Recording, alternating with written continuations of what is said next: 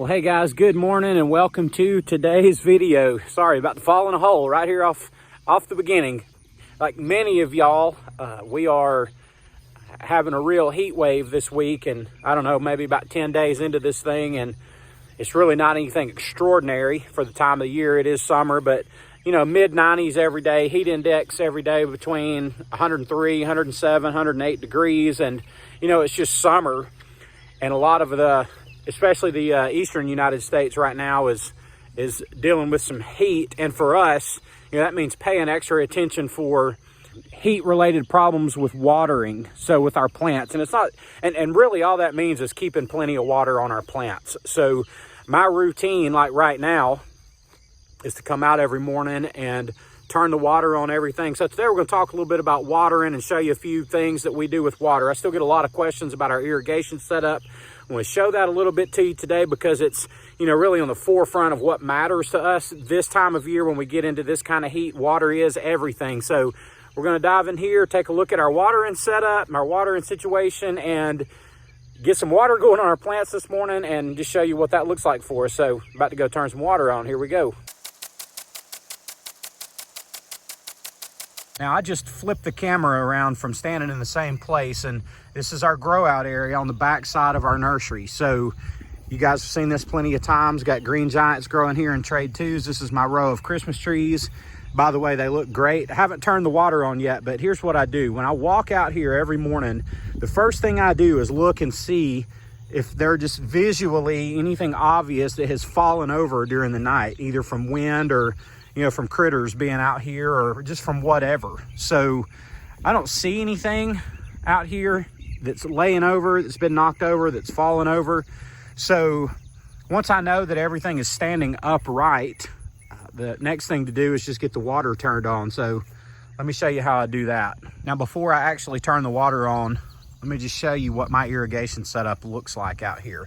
This is a 1.5 inch water line. That's a big, heavy water line, but I have a 1.5 inch meter that I had installed just for the purpose of irrigating my entire nursery. So this is a 1.5 inch water line, and I have it buried in the ground to right here. And then from here on, I have it on top of the ground. So you guys ask me pretty frequently about, you know, what kind of problems does this cause with my PVC laying on top of the ground? It doesn't cause any problems at all. So I just drain it all during the winter, so I don't have to worry about having breakage in cold weather, and it works really good. So let's have a look at how I do it. So from the PVC line here, we're getting a little weedy out here, but you know, there's always weeds. That's just how it is. You can't even really see it, but there's a main branch. I'm calling this my main line here, and this is what I'm calling a branch. So I have branches that run out that way, and then you can see the risers out there that come off that, and every one of those has a sprinkler head on it. Now, you can put any kind of sprinkler head on there that, you know, is made to work on the top of a riser. That's your key word, riser, when you're searching for sprinkler heads. You can do any kind of impact heads, or I use these things called whiz heads. There's all kinds of different ones that you can use, and each one of my runs here, my branches, has 5 sprinklers on it. So you come down the main line this way, here's another branch, and then there's another, and then out there there's another. 5 risers per branch. It gives me a total of 20 sprinkler heads out here. Now, that's not normal to be able to do that, but again, I have a 1.5 inch water line. It has tremendous water pressure and water volume carrying capacity, so I can run 20 sprinkler heads at one time, and I mean, it puts out a lot of water. Check this out. And I have to back out of here quick. And you got 20 sprinkler heads running all at once. And I mean, they're all running really well too. So a lot of water coming out. Now, the first thing I do every morning is come out and run these sprinklers for 12 minutes. You know, if it's really been bad dry, or if I've seen signs the evening before of plants wilting or something like that, then I'll run them for about 15 minutes. But typically I run them for about 12 minutes. It's just kind of the sweet spot for my water output and for my plants. And you know, you have to remember, every minute you run your sprinklers, literally every minute you run them, it's costing you money to run them. So you don't want to just endlessly run your water just because you can, but at the same time, you don't want to short your plants on what they need. So you want to make sure, especially in the heat, that your plants are getting all the water they need. They will reward you handsomely for it by putting on extraordinary growth, especially when it's so hot. You know, the heat is not necessarily a bad thing, but you got to keep them watered. You know, and occasionally I'll even run them again, you know, at 4 or 5 o'clock in the evening, just for 5 minutes or something if there's some wilt going on. But right now, I just wait out these 12 minutes, and it's a good time to just walk around the plants kind of on the outside perimeter and just to look at them and, you know, see if you see any trouble spots, if you see any weeding that you need to come back and get to, or whatever it is. It's just a good time to spend some time with your plants every day, just kind of watching and seeing how things are going. So, you know, one of the things that you got to pay attention to, like I've got crepe myrtles out here. I've still got some crepe myrtles here. There's some more down there. There's some more down here. And I've got limelight trees that are right there. And the reason I'm showing you these is because they're all kind of tall and top heavy. So, you know, you really have to pay attention to these, that they're not falling over.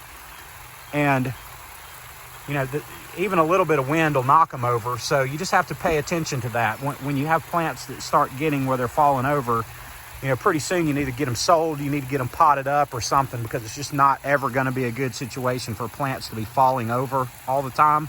So it's just kind of something you learn as you go about when to pot up and that sort of thing. So anyway, just one of those things to mention while I'm waiting on the water to run. Now you can see the water still running here behind me. In fact, it's hitting me on the back of my legs. But just something that's worth mentioning is, you know, if you've got a sprinkler head that sprays like mine from a riser, that's spraying out like on a radius, let's just say it will do a 20-foot radius.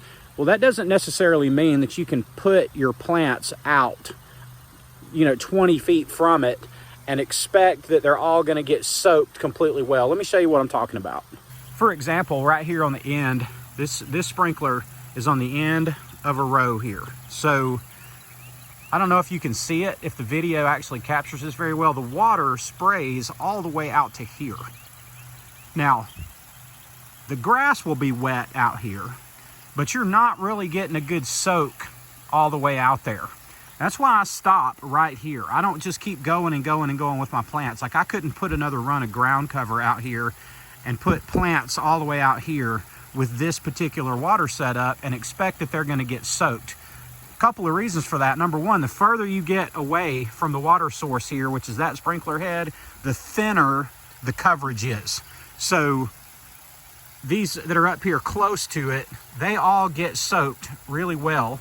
You're not gonna be able to see it on the camera, but all these trees right here, these are green giants, all these trees right here, they're all dripping real heavily. So they're getting the water from overhead and then all the trickle down effect from there. So you've got that to consider. So you wanna make sure you're soaking all the way through the trees, then all the way through the pot. So, you know, it takes a lot of water to keep your plants watered, but when you're laying out your irrigation setup, no matter how you're doing it, whether you're doing it with a garden hose and just a simple, you know, back and forth oscillating type sprinkler, or if you're doing some type of setup like this on a small scale or a large scale, you need to make sure that you know how much water is actually being put out close to the sprinkler, a little further, and a little further. And just because your grass is getting wet out here, just because you're getting moisture out here, it doesn't necessarily mean that those plants are going to be getting enough water from your sprinklers. So, you know, once you get back up this way, all of these in here are getting water from here and from here. And if you go from here back in there depth-wise, everything that direction gets water from 4 sprinkler heads. It's getting it from here, from here, from here, and from here. So, and you can just continue that all the way up and all the way out. So I hope that makes sense. What I really want you to understand, though, is the only way to really figure out how much area you can cover with your sprinklers is to set your sprinklers up and then just do some experimenting. You know, set some pots of potting soil out there and see how much water they're actually catching and if it's soaking all the way through, because that's critical to your plant's growth. All right, it's been 12 minutes, so let's turn the sprinkler off.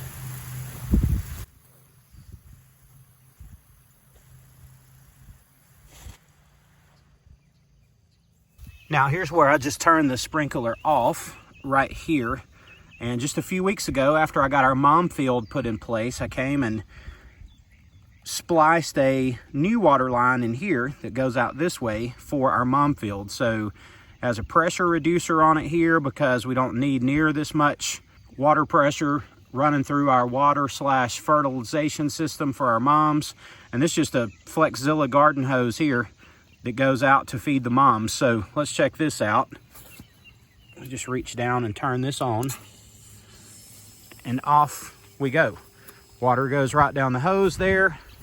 And I showed y'all this on the last video, our mom field, but I'll show you again and just show you a little bit more detail of how this watering setup works. Let's see. I actually need to set this on to start fertilizing again today. I ran clear water through here yesterday. You run clear water through every 3 or 4 days. So I'm going to turn that on. And now you can see the new blue fertilizer start coming up through the straw here, through the tube. You saw that tube turn blue. It's kind of cool. Then this one turns blue, and it's just injecting that liquid fertilizer into the water line up and out. So, and that just goes out and feeds this field. Now, just something to mention on fertilizing moms and watering moms. These things are growing really well. They look great so far. So far, so good. These moms, you know, I'll run 3 or 4 days with fertilizer and then run 1 day of clear water. In other words, no fertilizer, just kind of flush the pots out so we don't have buildup of salt and whatever builds up. I just know that's what I'm supposed to do, so that's what I'm doing. And every one of these little pots has its own little dripper here, and let's have a look. And you can see that it is dripping at about that rate. And today I'm going to let that run for somewhere around 30 minutes.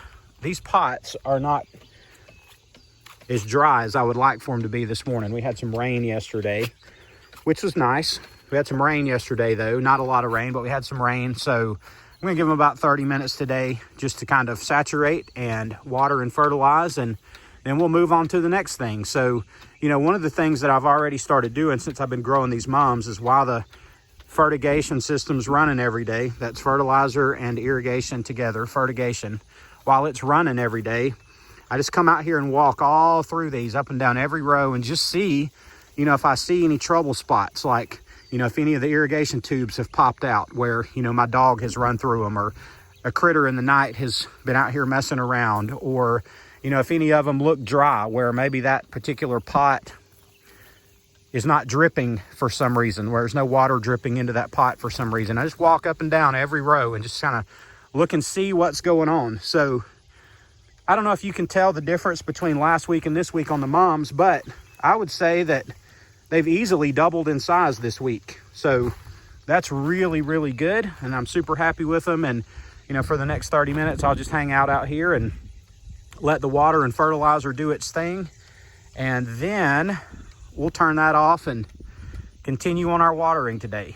And I forgot to mention, we have some of our sprinklers that we run.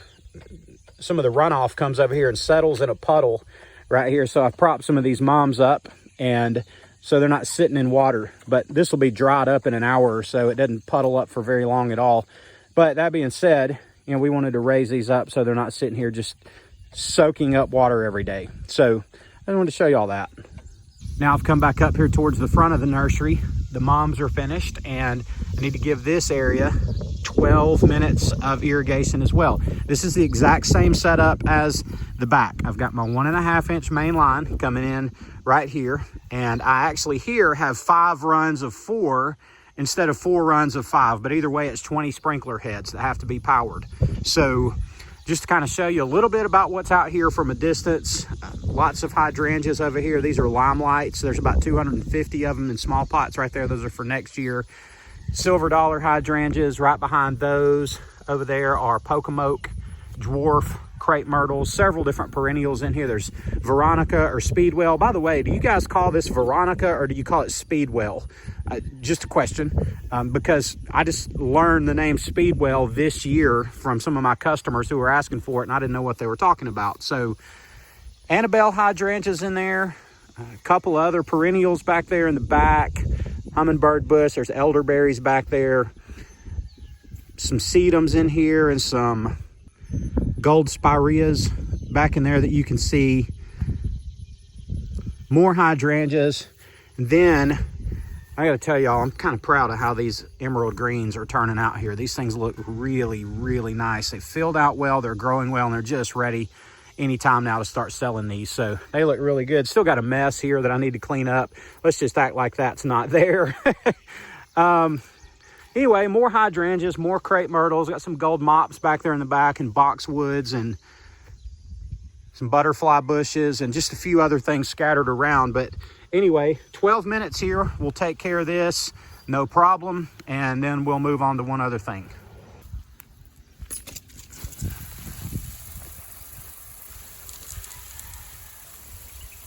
And the last thing that I water, certainly not every day, is our plants that we have out here growing in the ground. Now, all these plants are out here to take cuttings from. So just to show you a few of them, there's a Rheingold arborvitae right here. There's a gold mound spirea right over there. Yes, that's a fancy pointer that I'm using. So this is silver dollar hydrangea. Y'all are familiar with my green giants going out that way. Got a couple of crepe myrtles over here. And I just water these by hand. Nothing fancy. Now guys, if y'all have followed my channel for any length of time at all, you know that for years I watered my entire nursery by hand every day, and that's all I ever had. And right on cue, it's starting to thunder. Hey, water your plants while it's thundering. And these green giants have turned into a hedge already. They don't need a ton of water today, but we'll give them a little bit, because I mean, you can almost not overwater these things, especially when you got them kind of in a raised bed like I have them here. So anyway, just showing y'all how I do my watering, and that I have to pay special attention to all this, you know, when it gets really hot. So anytime you're wondering when it's really hot, should I water today or not? Should I water now or not? Just go ahead and do it and just give them some extra water. You're not going to overwater your plants when it's 90 degrees, 95, 105 degrees outside. You're just not going to do it. So give them some extra water. A couple of new plants to us that I've put in the ground right over here in the last week. Let's see, that is a viburnum, commonly known as snowball bush. It's a sterile viburnum. That's another Annabelle hydrangea. Now that might be something to notice, is that Annabelle versus that Annabelle. Quite a bit of difference here, but this one will be the size of that one in 2 full growing seasons. So let's get through this year, then give it next year, then the next year it will be like that one out there. So right here is another viburnum. It's popcorn viburnum. These 2 small ones that I've also recently planted, they do need extra water. They've just been put in the ground, and when it's hot like this, we just want to make sure that they have every chance to establish well and just to get going, you know, as rightly and as quickly as they can. So remember, all these plants that we have out here in the ground, they're just here for us to take cuttings from. So they're not necessarily planted in beautiful spots as far as the landscape goes. They're just out here in rows, almost like row crops of a farmer, you know. But anyway, let's see, we got a dappled willow right down there, more hydrangeas down there, and then some emerald greens right beyond them. And we just hand water all this, and it's pretty easy. And only do it about every, I don't know, 4 or 5 days when it's really hot. So they're in the ground and they just don't dry up like plants in pots do. So that's how we hand water. So guys, that's it for today's video. I just wanted to show y'all kind of the most important thing that we do in our nursery when we're going through a heat wave, and it is stay on top of watering. You know, you can set your watering up on timers so you don't have to be there, you know, every day at a certain time, or, you know, give yourself more flexibility, I guess, if you set your irrigation on timers. But you know, this is my full-time work, so I'm here every day, so I'm going to just go turn them on by hand every day. And you know, it's limiting. It makes it where your time during the summer, especially in the heat of the summer, is limited. Like, it's hard for us to go anywhere overnight, for example, during the heat of the summer. But you know, that's part of being a nursery owner, part of being a business owner, and part of saying I'm going to take care of things in the same fashion that any kind of farmer would. So just showing you what that looks like on a day-to-day basis for us. So I appreciate y'all being here with us today. I love y'all, and I'll see you on the next one.